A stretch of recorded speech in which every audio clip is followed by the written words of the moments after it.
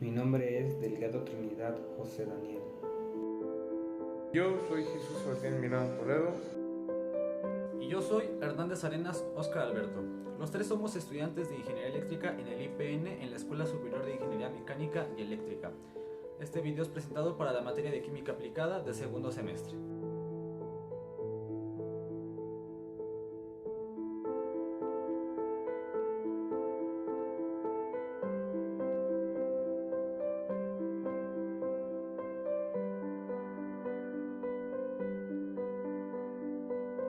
¿Qué es la contaminación del agua? La contaminación del agua es alterar y deteriorarla hasta volverla inservible, es decir, tóxica para el consumo de las especies terrestres e inhabitable para las especies acuáticas, a consecuencia de la acción humana, aunque también puede responder a fenómenos naturales. Los seres humanos contaminamos el agua mediante muchas de las actividades que realizamos, ya que éstas pueden generar desechos o tener consecuencias colaterales. Por ejemplo, la acumulación de desechos orgánicos e inorgánicos en nuestras fuentes de agua, vertido de sustancias contaminadas en tuberías y ríos, la explotación indiscriminada de la ganadería, etc. Los principales contaminantes del agua son microorganismos patógenos, desechos orgánicos, desechos inorgánicos, hidrocarburos y sus derivados y sustancias radioactivas. Los microorganismos patógenos en el agua se pueden dividir en tres categorías: bacteria, virus y parásito. Las bacterias son aquellas que pueden causar enfermedades infecciosas, y aunque la mayoría son inofensivas o beneficiosas, hablando de agua contaminada será común que representen algún daño en nuestra salud. Por ejemplo, tenemos la bacteria Escherichia coli, que es una bacteria que si se encuentra en el agua significa que fue contaminada con materia fecal, ya que ésta habita lo que es en nuestro tracto digestivo, y al desecharla y volver a consumirla nos puede provocar lo que es diarrea o una infección en las vías urinarias o del torrente sanguíneo. Un segundo ejemplo de bacteria tenemos a Campylobacter. Esta bacteria causa gastroenteritis aguda a nivel mundial con diarrea severa. Su ocurrencia es muy significativa en el agua y bueno, depende fuertemente de lo que son las precipitaciones, la temperatura y la presencia de desechos. Un tercer y último ejemplo de bacteria que contamina el agua tenemos a la Leptospira, una bacteria alargada y enrollada de forma helicoidalmente que produce la enfermedad a nivel mundial de leptospirosis. Se encuentra en el agua contaminada de orina, especialmente de rata y animales de ganado, ya que este es un buen reservatorio para estas. El agua normalmente es contaminada con materia fecal, contaminada con virus entéricos humanos. La hepatitis infecciosa, el enterovirus, el retrovirus, el adenovirus son transmitidos por el agua. En el mundo, el agua contaminada puede representar un problema grave, ya que el consumirla puede causar dolor intenso, discapacidades o incluso la muerte. En el mundo, las enfermedades más comunes relacionadas con parásitos y el agua contaminada son dracunculosis, criptoamebiosis y giardiasis. Desechos orgánicos son el conjunto de residuos, tales como aceites vegetales, grasas, proteínas, entre otros, generados por los seres humanos o animales. Incluyen heces y otro tipo de residuos que puedan ser descompuestos por bacterias aeróbicas. Si la concentración de este tipo de residuos es masiva en ríos, lagos, etc., provoca que la proliferación de bacterias sea mucho mayor. Estas bacterias consumen de forma excesiva el oxígeno del agua, generando así que las especies que habitan estos ecosistemas mueran. Los riesgos que representan las toneladas de residuos orgánicos en las calles, en las aguas de vertederos, de mares, ríos, lagos, etc., nos expone a la humanidad a toxinas que pueden afectar nuestras aptitudes cognitivas, causándonos déficit de atención. Asimismo, puede causarnos lesiones pulmonares o hasta un posible cáncer. Actualmente existen muchas formas de tratar los residuos orgánicos, entre las cuales destaca la composta. La composta tiene como resultado tierra rica en nutrientes que es utilizada en abono para los cultivos. De esta manera nos ayuda a disminuir en peso, volumen y peligrosidad este tipo de residuos. Desechos inorgánicos. Se pueden dividir en dos. El primero como desechos químicos inorgánicos, tales como las sales, los ácidos y los metales tóxicos. Por ejemplo, el plomo y el mercurio, cuya presencia en el agua en grandes cantidades provoca grandes daños a los ecosistemas acuáticos, disminuyendo de esta manera su biodiversidad. Este tipo de desechos proviene comúnmente de lo que son vertidos domésticos, agrícolas e industriales. A veces son liberados directamente hacia la atmósfera y son devueltos a la tierra y el agua en forma de lluvia. El segundo tipo de desechos inorgánicos son los vegetales. nitrógeno y el fósforo, cuya presencia en el agua en grandes cantidades genera el crecimiento de plantas acuáticas y de otros microorganismos, impidiendo el paso de la luz hacia el fondo del agua y de igual manera impide el proceso de la fotosíntesis. Al morir estas plantas acuáticas entran los microorganismos para su descomposición, causando que el proceso de consumo de oxígeno sea mucho mayor. El resultado final de esto es que tengamos un agua en mal estado, en mal olor e inutilizable. Hidrocarburos y sus derivados. Los hidrocarburos son un tipo de contaminante que afectan a la calidad del agua. Los derrames de petróleo cada día son más frecuentes en los océanos. Dejan una estela de contaminación de efectos a muy largo plazo. La formación de una película impermeable en el agua en las zonas de derrame afecta de manera rápida y directa a las aves y a las criaturas acuáticas, ya que impiden el intercambio gaseoso y desvían rayos luminosos, evitando el proceso de la fotosíntesis. Algunos investigadores consideran que la contaminación por petróleo proviene de los buquetanques y de las fugas en los equipos de extracción marina, aunque otros aseguran que esto es una falsa propaganda, ya que el 50% de la contaminación por hidrocarburos proviene de las grandes industrias a nivel mundial, ya que al deshacerse de sus residuos, estos se evaporan hacia la atmósfera, se disipan por el mundo y son devueltos a la tierra y el agua en forma de lluvia. Para que estas moléculas orgánicas se descompongan, es necesaria la actuación de bacterias que requieren oxígeno, lo que puede provocar que si se vierte el agua sin haberse depurado antes, se agote el oxígeno en ella, teniendo como consecuencia la destrucción de la vida marina. Cabe señalar que este tipo de sustancias puede permanecer por un largo periodo de tiempo, ya que al ser creadas de manera artificial, tienen una estructura muy compleja y es muy difícil de degradar para los microorganismos. Sustancias radioactivas. Seguramente cuando escuchas hablar el término radioactivo, se te vienen a la mente ideas negativas. De ser así, estás en lo correcto, pues esta es la forma más peligrosa de contaminación ambiental, hablando de agua, suelo o aire. Para empezar, vamos a definir qué es la radiación. La radiación consiste en el proceso de transporte, emisión y propagación de energía a través de ondas electromagnéticas en el medio, teniendo tres radiaciones, alfa, beta y gamma. Las personas estamos expuestas frecuentemente a las radiaciones, ya sean provenientes de origen natural o generadas por las actividades del hombre. Se pueden dividir en dos: la radiación no ionizante y la radiación ionizante. La radiación no ionizante se caracteriza por no poseer la energía suficiente para romper enlaces de átomos en el medio, por ejemplo, las ondas de microondas, las ondas de televisión o las ondas de radio. En cambio, las ionizantes tienen esa energía suficiente para romper esos enlaces. Este es uno de los más grandes descubrimientos del hombre, ya que ha sido utilizado tanto en el ámbito agrícola como en el ámbito medicinal. Si hablamos de la contaminación del agua por sustancias radioactivas, estamos hablando de radiaciones artificiales, partículas que fueron creadas en reactores nucleares o que se escaparon accidentalmente de algún hospital haciendo uso de ellas. Esta partícula llegó a lo que fue la atmósfera, se incorporó y fue devuelta a la Tierra en forma de lluvia, contaminando el suelo, la tierra y el aire.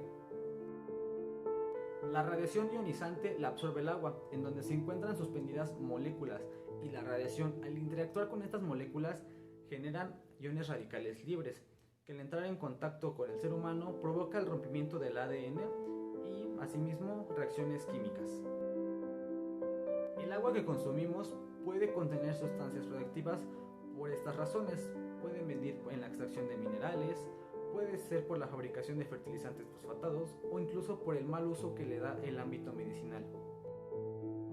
Las sustancias radioactivas pueden alterar por completo cualquier ecosistema, sea suelo, aire, tierra o agua. Los efectos que tienen en la salud en los seres humanos es que pueden causar cáncer, leucemia, puede traer tumores o incluso puede generar mutaciones.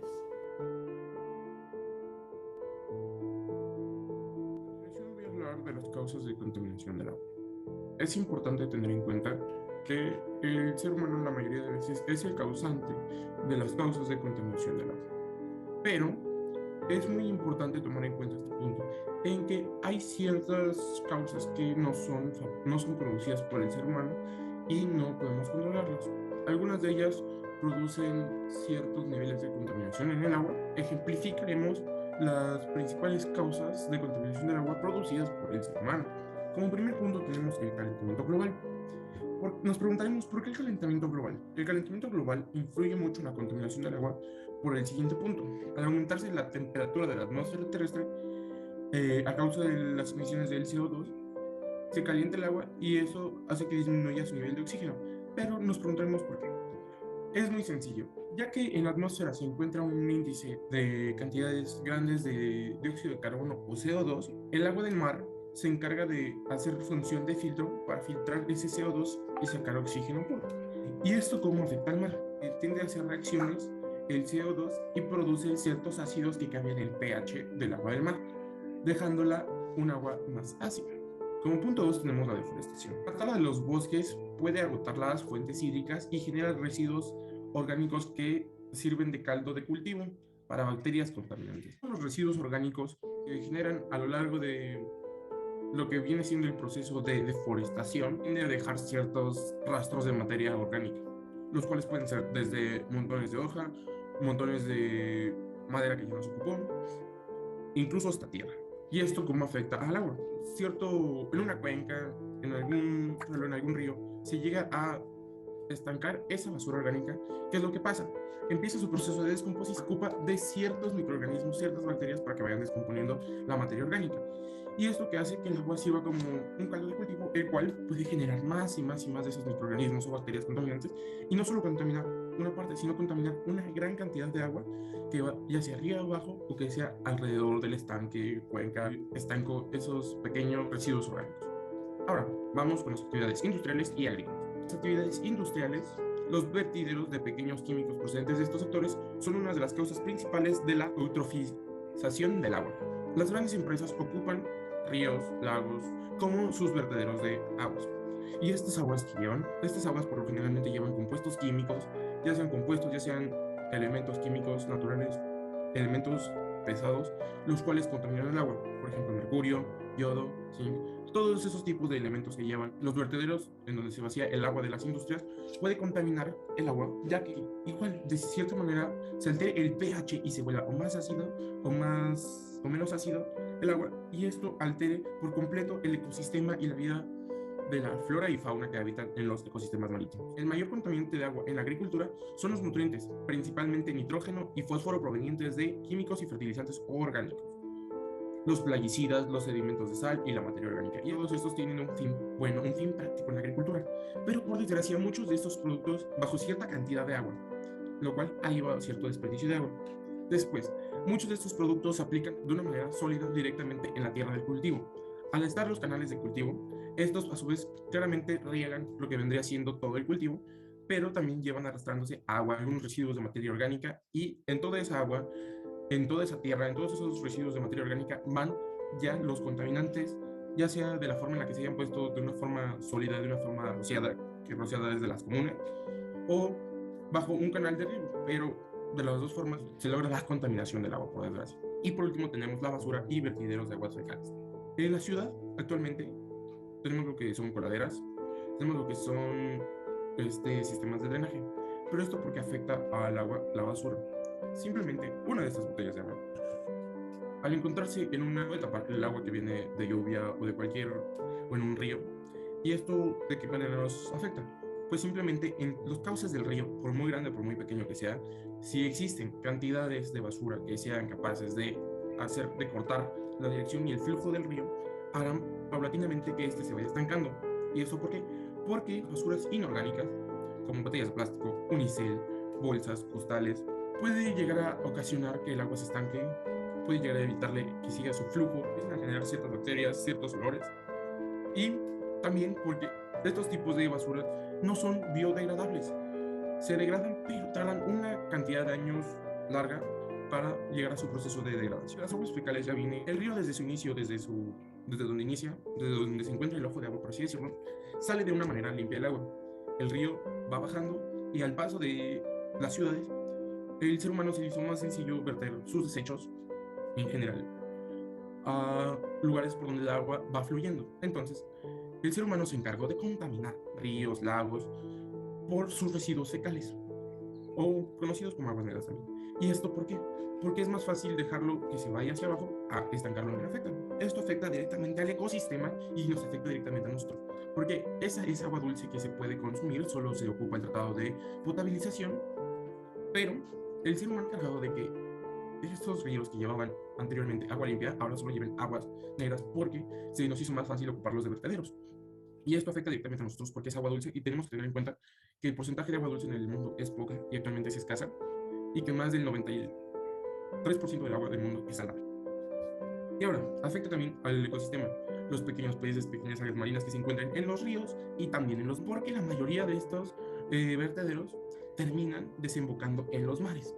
Es un fenómeno que se ha venido viendo a lo largo de la última década, las últimas 2 décadas, y para no irnos tan lejos, aquí en nuestro país, en Acapulco Guerrero, se ha comprobado que en lo que viene siendo la playa del Papagayo y todas esas playas que se encuentran sobre la costera, se han visto a plena luz del día los vertederos de agua negra de los hoteles y de la ciudad. El deterioro de la calidad del agua tiene efectos negativos para el medio ambiente, la salud y la economía. El propio presidente del Banco de México, David Malpass, alerta del impacto económico. El deterioro de la calidad del agua tiene el crecimiento y exacerba la pobreza en muchos países. ¿Esto por qué? Porque sin agua el humano deja de existir, y esto porque es como con el sol, pero de una manera más directa, porque el agua nos provee. Sin el agua deja de haber agricultura, deja de haber agua para el consumo humano, para tomar, lavar ropa, para todo eso, para bañarnos. Sin el agua dejamos de poder cocinar y afecta directamente a todos, no solamente a una región del mundo, no solo a una región de un país, sino afecta a todos de manera simultánea. Algunas de las consecuencias son la destrucción de la biodiversidad. La contaminación hídrica empobrece los ecosistemas acuáticos y facilita la proliferación descontrolada de algas fitoplanctónicas en los lagos. ¿Esto qué quiere decir? La contaminación del agua termina afectando a largo plazo los ecosistemas acuáticos, como lo hemos mencionado. ¿Por qué? Porque se empieza a cambiar el porcentaje de hidrógeno, ya sea porque trae compuestos químicos, ya sea porque traiga aguas negras, pero se empieza a hacer notorio el cambio en el ecosistema, y esto no nos favorece. ¿Por qué? Porque termina afectando peces, afectando todo ser vivo que habita en el agua, incluso las plantas. La contaminación de la cadena alimenticia es otra consecuencia de la contaminación del agua, porque la pesca en aguas contaminadas, así como la utilización de aguas residuales en la ganadería y la agricultura, pueden transmitir toxinas a los alimentos que perjudiquen nuestra salud a través de su ingesta. Se sabe que muchas de las veces, como bien lo mencioné, la mayoría de los productos de pescado son del mar, pero muchos de estos se encuentran en ciertas zonas donde el índice de contaminación en el agua es bastante, por lo cual los pescaderos no pueden saberlo, porque muchas veces esa contaminación es perceptible, pero se encuentra por debajo de la superficie marítima. O igual, al ser con químicos, es mezclada y ellos no tienen forma de comprobar ya sea el pH del agua o su forma o qué tan contaminado está el índice de contaminación. Pero afecta directamente a la pesca. ¿Por qué? Porque si se pesca en un entorno donde el agua sea... Cabe aclarar que el agua no debe ser, es inolora y es incolora. Donde el agua sea con cierto olor y tenga cierto color y se vea practicando la pesca, no es recomendable consumir ese producto, porque es muy probable que venga contaminado, ya sea por algún residuo fecal, por algún residuo químico, por algún plástico. Y todo esto nos afecta directamente porque muchos de los plásticos pueden ser cancerígenos y esas partículas terminan comiéndose los pescados. Y en la ganadería y agricultura se sabe que muchas de las aguas que se ocupan suelen ser también de vertederos de heces fecales. ¿Por qué? Porque se dice que tienen mejor, que es una fuente de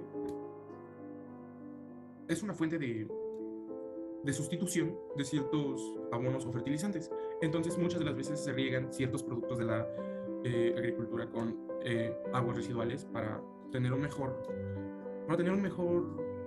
digamos que para ocupar ciertos minerales que llevan. Pero cabe aclarar que esta agua no va directamente sucia, sino que pasa por un proceso de filtración de tratado, pero no queda limpia al 100%. La escasez del agua potable es otro punto, y este es importante porque es como lo mencionábamos. El agua dulce, en el planeta no es mucho, y nosotros hemos contribuido a acabarnosla. ¿Por qué? Porque ocupamos los ríos como vertederos de aguas negras para tirar basura. Mucho de esto afecta al ser humano, ya que al no tener una fuente de agua potable, no se pueden realizar ciertas actividades humanas como el consumo del agua, lavar ropa, cocinar, pasearnos y todo lo esencial para que una persona pueda desarrollarse bien con el agua. Cabe aclarar que en la ONU se estima que al menos 2.000 millones de personas al año consumen agua no potable y contaminada. Eso quiere decir que gracias al problema que existe, la gente se ha visto en la necesidad de empezar a consumir agua que no es apta para el consumo humano, que les puede traer ciertas consecuencias a largo o a corto plazo. Algunas de las otras consecuencias son las enfermedades, agua contaminada por heces fecales del ser humano. Y todas estas personas que consumen esta agua se exponen a enfermedades como cólera, la hepatitis A y la disentería, incluso la diarrea. Pero todas estas tres enfermedades suelen ser más graves de lo que suele ser una diarrea. Muchas de estas enfermedades pueden llevar.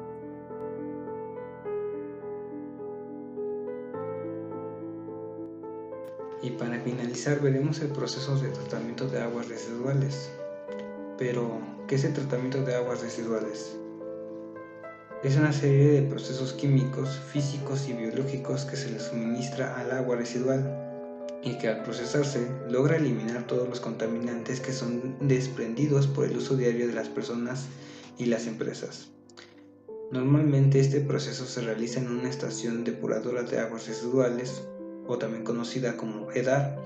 Es una planta de tratamiento de agua dedicada a la depuración de aguas residuales, cuyo objetivo fundamental es recoger las aguas de una población o de un sector industrial y eliminar las sustancias contaminantes de esta para posteriormente ser devuelta al ciclo del agua, ya sea mediante el desagüe al mar o bien mediante su reutilización directa. Entre las distintas sustancias que se han de eliminar se encuentran residuos como aceites, arenas y distintos sólidos sedimentables, compuestos principalmente por nitratos, amoníacos y fosfatos, entre otros compuestos. Tipos de tratamiento. Tratamientos físicos. Son aquellos métodos en los que se aplica una separación física, generalmente de sólidos. Estos métodos suelen depender de las propiedades físicas de los contaminantes como la viscosidad, tamaño de partículas, flotabilidad, entre otras. Entre ellos podemos encontrarnos el tamizado, la precipitación y la separación y filtración de sólidos. Tratamientos químicos. Son aquellos métodos que dependen de la propiedad química del contaminante o reactivo incorporado al agua. Podemos destacar la eliminación del hierro y del oxígeno, la eliminación de fosfatos y nitratos, la coagulación y los procesos electroquímicos y la oxidación de intercambios de iones, entre otros. Tratamientos biológicos. En estos métodos se utilizan procesos biológicos de manera que se pretende eliminar la contaminación de coloidales. Son microorganismos que actúan sobre la materia en suspensión transformándola en sólidos sedimentables. Pueden ser procesos aeróbicos o anaeróbicos, como los lodos activos, los filtros percoladores, la biodigestión anaerobia o la laguna de Airedas. Etapas de tratamiento. Pretratamiento. Esta es la etapa preliminar de tratamiento de la depuradora. Este proceso regula y mide el caudal de aguas residuales entrantes en la estación. Esta etapa se eliminan los sólidos de mayor tamaño, la arena y la grasa que hay presentes en las aguas negras. Esos compuestos son eliminados mediante filtrado. Tratamiento primario. La función de esta primera etapa es la de eliminar los sólidos suspendidos, la cual se realiza mediante un proceso de sedimentación gravitatoria o bien mediante precipitación. Entre los principales métodos nos encontramos el decantador primario, sedimentación gravitatoria, o el flotador por aire disuelto. Tratamiento secundario. El objetivo de esta segunda etapa se elimina la materia orgánica disuelta y en esta coloidal mediante procesos de oxidación bioquímicos. Además, se degradan sustancias biológicas originadas por los desechos humanos. En estos tratamientos nos encontramos con procesos aeróbicos y anaeróbicos. Los procesos aeróbicos son realizados en presencia del oxígeno introducido mediante burbujeo en los tanques de almacenamiento. Los procesos anaeróbicos están realizados en una ausencia de oxígeno. Esos procesos tienen lugar las reacciones de fermentación de la materia orgánica que se convierten en energía liberada, CO2, CH4 y carbono. Algunos de estos procesos anaeróbicos y aeróbicos más empleados son los dos activos, los filtros verdes y las lagunas aereas, los lechos bacterianos y la digestión anaerobia. En esta etapa también se incluye la decantación secundaria, separando el agua tratada y el fango, generando procesos biológicos. Tratamiento terciario. En esta etapa final del tratamiento se realizan procesos para la eliminación de agentes patógenos como bacterias de origen fecal, aumentando los estándares de calidad requeridos para la devuelta del ciclo del agua, por descarga al mar, en ríos, lagos, recargas, acuíferos, embalses y demás sistemas hídricos. Este tipo de tratamiento se realiza en EDARs, que realizan vertidos en una zona protegida. Entre los procesos que se realizan encontraremos en primer lugar la filtración en filtros de arena, que se requiere en gran parte de la materia en suspensión. El carbón activo que sobra retiene el resto de toxinas. El tratamiento de lagunas proporciona la sedimentación necesaria, además de una ventaja biológica adicional. Es básicamente una imitación de procesos naturales de autodepuración que realiza un río, un lago, además de ser lagunas extremadamente aerobias, lo que genera también ayuda a procesos de eliminación de sólidos. Por otro lado, los humedales artificiales consisten en una serie de camas de caña o similar que generan un proceso de fitorremediación, descontaminación del suelo. La eliminación de nutrientes también se realiza en esta etapa. El nitrógeno se elimina mediante la oxidación biológica de las bacterias como la Nitrobacter y la Nitrosomus, que convierten el NH3 en nitratos y después en nitrógeno 2. Este proceso de desnitrificación, los nitratos y nitritos son empleados por dichas bacterias en condiciones aerobias, formando CO2 y agua como productos finales. Además del nitrógeno gaseoso y el fósforo, se eliminan a través de procesos de retiro biológicos, realizando de fósforo en el cual bacterias acumulatorias del polifosfatos van recogiendo el fósforo del agua dentro de ella. El fango resultante es complicado de operar, lo cual resulta un ligero inconveniente frente a la mejora de la eficiencia del proceso de eliminación de fósforo. En último lugar, se realiza una desinfección del agua residual para reducir el número de organismos que se han creado en las etapas intermedias de los métodos más comunes utilizados. Son la ozonización, tratamiento con luz UV o tratamiento con clorina, aunque la desinfección con cloro sigue siendo la forma más común de desinfección, sobre todo en Estados Unidos, mientras que en el Reino Unido la UV se está volviendo forma más común de desinfección. Una vez conocido el proceso de una planta residual, conoceremos ahora las partes sin funcionamiento de una estación depuradora de aguas residuales.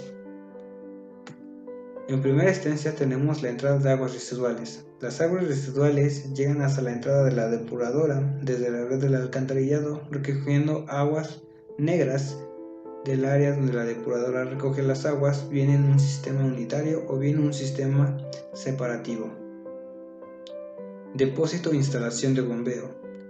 Siempre se intenta en las redes de abastecimiento y saneamiento que las condiciones circulen por la gravedad. Por ello, una vez llegadas a las aguas residuales a la entrada de la depuradora, se les aplica energía mediante una bomba de impulsión, de forma que el resto de la conducción en el interior de la EDAR se realizará por gravedad.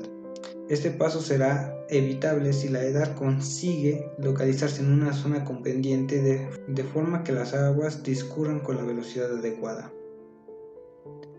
Desbaste por rejillas. El fluido pasa a través de varias rejillas de diferentes diámetros. Con ello se consiguen que las materias sólidas queden retenidas, realizándose una primera aproximación de la depuración como tal. Desarenado y desengrasado. El desarenado es una operación que tiene como objetivo eliminar todas aquellas partículas de granulometría superior a 0.5 milímetros con el fin de evitar que se produzcan sedimentos en los canales y conducciones, para proteger las bombas y otros aparatos contra la abrasión y para evitar las sobrecargas de fases de tratamiento en la siguiente. En cuanto al proceso de desengrasado, el objetivo es eliminar grasas, aceites y espumas y demás materiales flotantes más ligeros que el agua que podrían distorsionar los procesos de tratamiento posteriores. Decantación primaria. Este proceso constituye en la depuración primaria, tiene como objetivo eliminar por efecto la gravedad de sólidos suspendidos de las aguas residuales y se logra bien sea de manera libre o asistida, reactor biológico o de lecho bacteriano. En este aparato comienza el tratamiento secundario, conocido también como la depuración o tratamiento biológico.